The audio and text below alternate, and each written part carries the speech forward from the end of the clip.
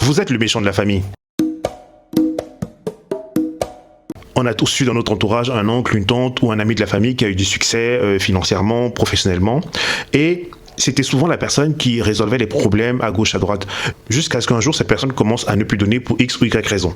Donc elle devient de facto le méchant de la famille parce qu'il ne veut pas aider.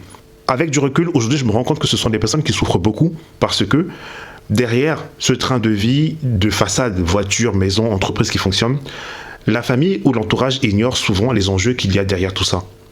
Derrière une grosse maison, derrière une grosse voiture, derrière une entreprise qui marcherait, il y a des enjeux financiers. Cette personne doit faire attention à son rythme de vie, à son train de vie.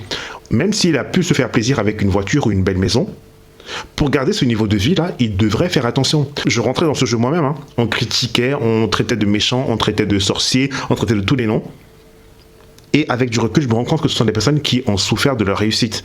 Parce que la solidarité africaine t'oblige à intervenir en tout lieu, à tout moment, face à tous les malheurs de la famille.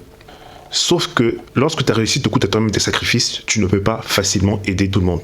C'est difficile, c'est comme ça, mais vaut mieux être le méchant de la famille que de couler avec la famille. Dites-moi ce que vous en pensez.